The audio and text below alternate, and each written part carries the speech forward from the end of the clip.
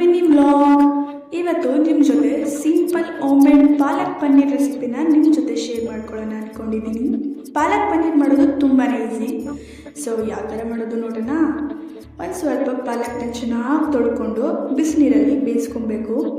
ಬೆಂದಿರೋವಂಥ ಪಾಲಕ್ ಸೊಪ್ಪನ್ನ ಸ್ವಲ್ಪ ತಣ್ಣಗಾಗಿಟ್ಟು ಇನ್ನೊಂದು ಬಾಣಲೆ ಇಟ್ಕೊಂಡು 1 ಸ್ಪೂನ್ ಎಣ್ಣೆ ಮತ್ತು 1 ಸ್ಪೂನ್ ತುಪ್ಪನ ಆ್ಯಡ್ ಮಾಡಿಕೊಂಡು ಬೇಯಿಸ್ಕೊಬೇಕು.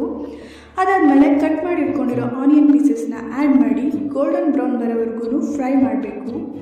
ಸೊ ಈರುಳ್ಳಿ ಎಲ್ಲ ಚೆನ್ನಾಗಿ ಬೆಂದಮೇಲೆ ಸ್ವಲ್ಪ ಟೊಮೊಟೊನೂ ಆ್ಯಡ್ ಮಾಡಬೇಕು.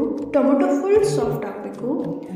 ಟೊಮೊಟೊ ಬೇಯೋ ಅಷ್ಟರಲ್ಲಿ ಒಂದು ಮಿಕ್ಸಿ ಜಾರ್ಗೆ ಪಾಲಕ್ ಸೊಪ್ಪು, 2 ಮೆಣಸಿನ್ಕಾಯಿ ಮತ್ತು ಸ್ವಲ್ಪ ಶುಂಠಿ ಮತ್ತು ಸ್ವಲ್ಪ ಬೆಳ್ಳುಳ್ಳಿನ ಆ್ಯಡ್ ಮಾಡಿಕೊಂಡು ಫೈನ್ ಪೇಸ್ಟಾಗಿ ಮಾಡ್ಕೊಬೇಕು.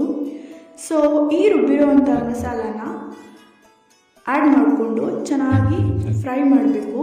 ಬೇಕಂದರೆ ಸ್ವಲ್ಪ ವಾಟರ್ನ ಆ್ಯಡ್ ಮಾಡಿಕೊಂಡು ಬೇಯಿಸ್ಕೊಳ್ಳಿ. ಅದಾದಮೇಲೆ ಸ್ವಲ್ಪ ಮಸಾಲಾನ ಆ್ಯಡ್ ಮಾಡಬೇಕಲ್ವಾ, ಅದಕ್ಕೆ ಸ್ವಲ್ಪ ಅರಿಶಿನ, ಸ್ವಲ್ಪ ರೆಡ್ ಚಿಲ್ಲಿ ಪೌಡರ್ ಆ್ಯಂಡ್ ಸ್ವಲ್ಪ ಗರಂ ಮಸಾಲ ಆ್ಯಡ್ ಮಾಡಿಬಿಟ್ಟು ಸ್ವಲ್ಪ ಬೇಯಿಸ್ಕೊಳ್ಳಿ. ಅದಾದಮೇಲೆ ಕಟ್ ಮಾಡಿ ಇಟ್ಕೊಂಡಿರುವಂಥ ಪನ್ನೀರ್ ಪೀಸಸ್ಗಳನ್ನ ಆ್ಯಡ್ ಮಾಡ್ಕೊಳ್ಳಿ. ನಿಮಗೆ ಎಷ್ಟು ಕ್ವಾಂಟಿಟಿ ಬೇಕೋ ಅಷ್ಟು ಕ್ವಾಂಟಿಟಿಯಲ್ಲಿ ಪನ್ನೀರ್ ಪೀಸಸ್ಗಳನ್ನ ಆ್ಯಡ್ ಮಾಡಿಕೊಂಡು ನಿಧಾನವಾಗಿ ಮಿಕ್ಸ್ ಮಾಡ್ಕೋಬೇಕು.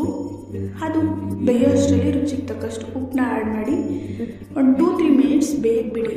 ನಿಮ್ಮ ಹತ್ರ ಏನಾದರೂ ಫ್ರೆಶ್ ಕ್ರೀಮ್ ಇದ್ದರೆ ಆ್ಯಡ್ ಮಾಡಿ, ತುಂಬಾ ಟೇಸ್ಟ್ ಡಿಫ್ರೆಂಟ್ ಆಗುತ್ತೆ. ಫ್ರೆಶ್ ಕ್ರೀಮ್ ಇಲ್ಲ ಅಂದರೂ ಪರವಾಗಿಲ್ಲ, ಮನೆಯಲ್ಲಿ ಹಾಲಿರುತ್ತಲ್ವ, ಹಾಲನ್ನ ಬಿಸಿ ಮಾಡಿ ಸ್ವಲ್ಪ ಆ್ಯಡ್ ಮಾಡಿ.